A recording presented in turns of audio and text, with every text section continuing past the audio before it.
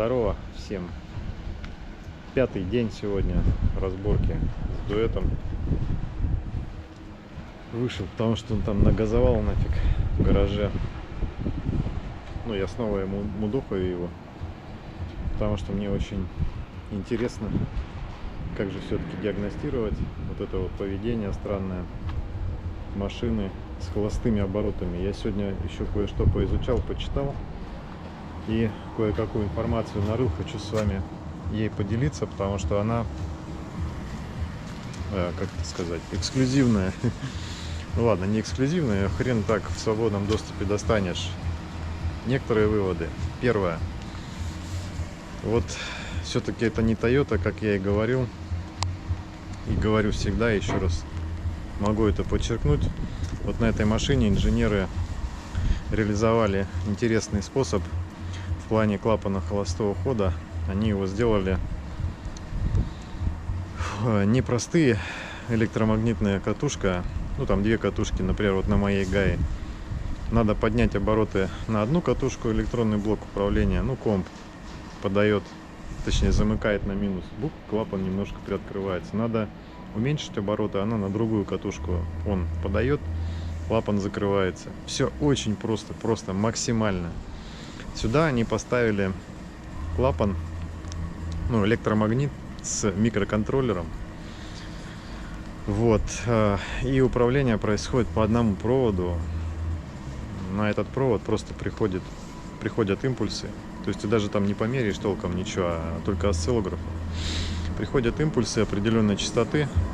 Ну и в книге, кстати говоря, тоже забавно написано. Чтобы проверить клапан холостого хода, подключите осциллограф. И все. Я вам покажу сейчас, наверное, даже, чтобы не быть голословным. Типа, подключите осциллограф, и вы должны получить показания осциллографа определенные. Блин, как бы быстро найти. Сейчас постараюсь. Вот. Такой датчик, клапан холостого хода. Ну, так себе решение, если честно. Потому что вот я сегодня вспоминал, я на Тойотах езжу уже больше 20 лет. Точно я сейчас вам не скажу сколько, но больше точно 20 лет. Вот. Чтобы проверить, осциллограмма номер 8 должна быть. Все.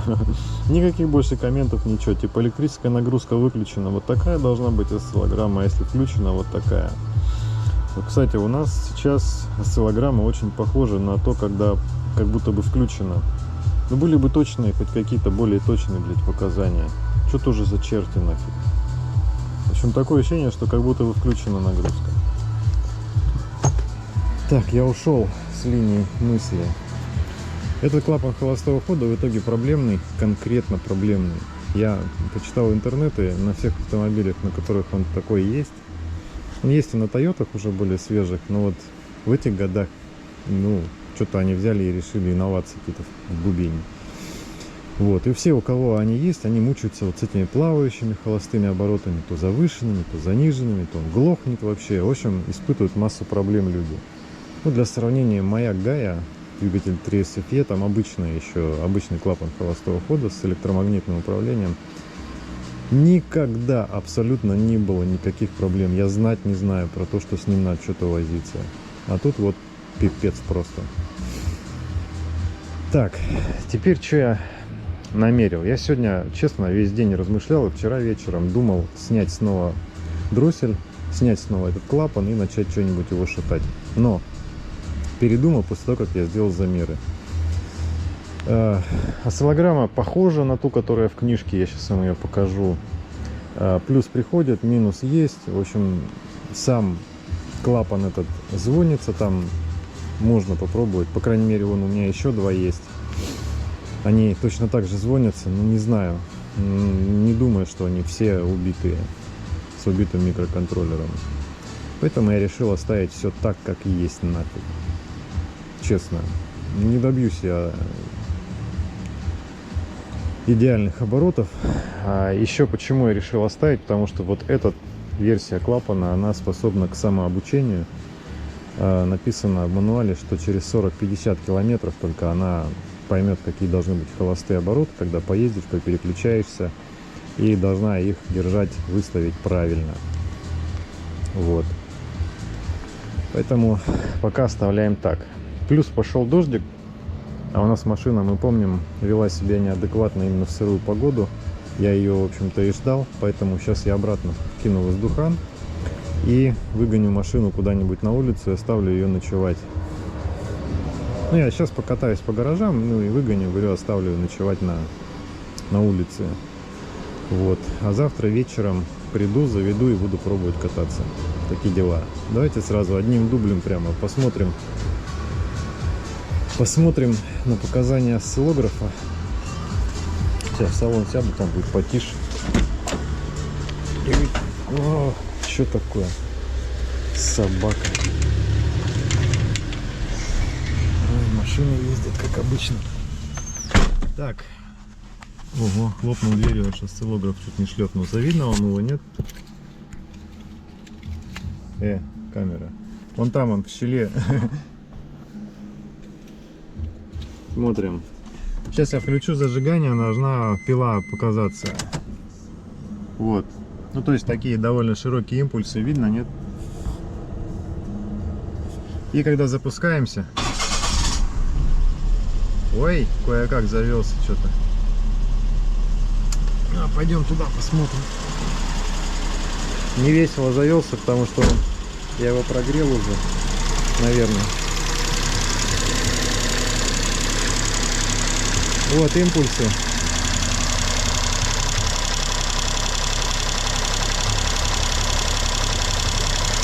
Какой-то мусор, кстати, проскакивает. То есть такое ощущение, что какой-то сигнал такси. Сейчас тут в книжке найдем, где эти осциллограммы, чтобы вы сравнить могли. Где вы, собаки? А, вот они, вот.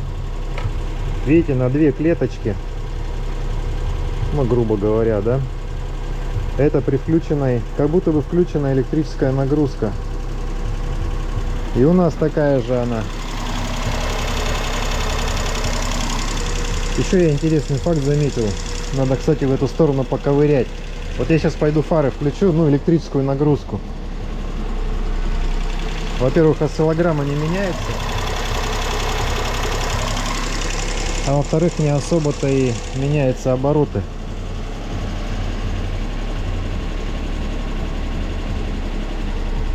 Наоборот, падают. Ну, хотя нет, вот она вроде как выравнивает.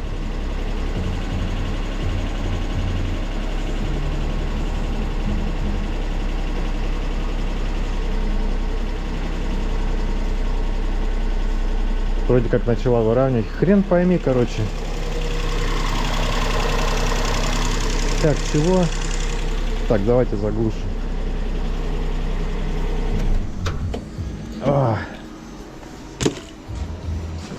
Все, в общем, делаем выводы такие, очень поверхностные.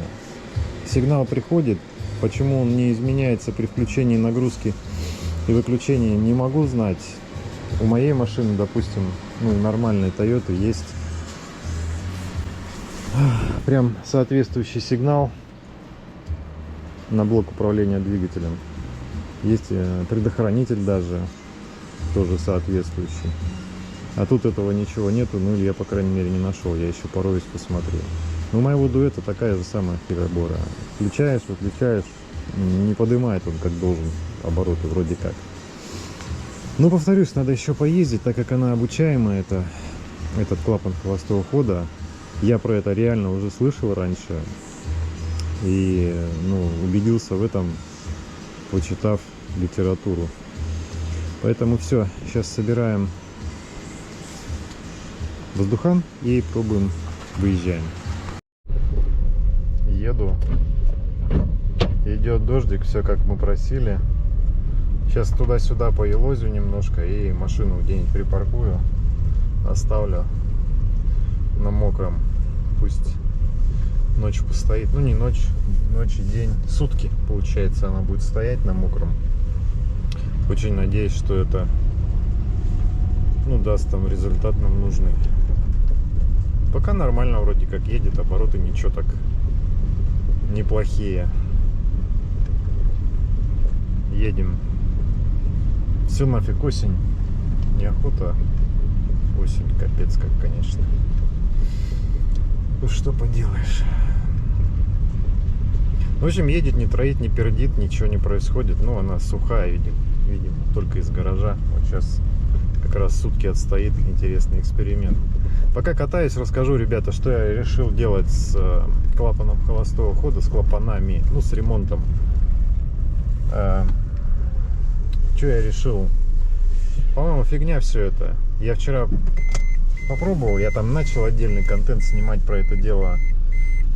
Ну, мне так не нравится, как все это происходит и получается. Да, новые подшипники, все дела, но... Но... Фигня полная получается. Мне кажется, не получится у меня этот эксперимент. Сейчас я затык на том, что нужно вот этот вал. Ну, в общем, я его там распилил. Отпилил магнит нафиг. Выбил подшипники. И... вал этот... с заслонкой с самой. Ну, на нем поменял подшипники уже, а вот как теперь соединить, ума не приложу. Как-то нужно надежно, плюс там очень мало места, там толком и не припаяешь, ничего. В идеале его бы соединить какой-то муфтой, ну, типа там трубки какой-то по диаметру найти или еще что-то. Хотел внутреннюю обойму с внешнего подшипника взять, его разбил, ну, распилил, а там вал не одинаковой толщины. На нем есть, ну, он тоньше, в общем, там, где магнит. И муфта, это внешняя внутренняя обойма подшипника, она просто болтается. То есть не получился фокус у меня, не вышел. Собакин гуляет, я эту девочку знаю.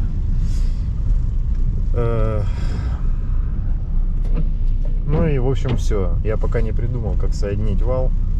Соответственно, и не знаю. Пока на паузе вопрос. Может, я вообще психану и не буду им заниматься. Лена мне сегодня подсказывала, говорит, типа, сам клапан этот можно купить, там, ну, не оригинальный, дубликат новый за 3000 там рублей. Не так, она говорила, раньше он 3000 стоил, но я пошел посмотрел на дроме, вроде как, да, есть дублик, это, естественно, ну, не Toyota уже, не Denso, там, не что-то такое, а дубликат. Действительно стоит 3000 рублей, но не знаю. Ну, как бы тут я не считаю, что его надо покупать, он работает и работает. Если этот клапан не будет влиять на... ну, двигатель не будет глохнуть там или еще что-то, ну и хрен на него тогда так и ездить. Потому что у нашего дуэта тоже обороты там не пойми какие, они так более-менее близкие к нормальным, ну, как и здесь, собственно. Вот. Ну, этот, может быть, еще обучится. Я очень надеюсь, что что-то поменяется со временем.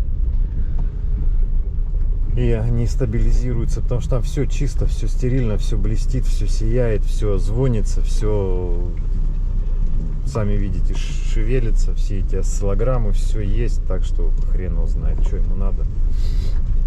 Глючная дроссельная заслонка, решение от инженеров, конечно, ну, так себе. Ребята какое-то говно сделали. Зачем так было все усложнять? Я катаюсь, чтобы машина нагрелась немножко, ну и повдыхала влажный воздух. И все, сейчас я ее поставлю, пойду домой. Народ уже здорово разбегается по домам. А тут и особо никого-то и нету. Один я, если что, да и все. В основном.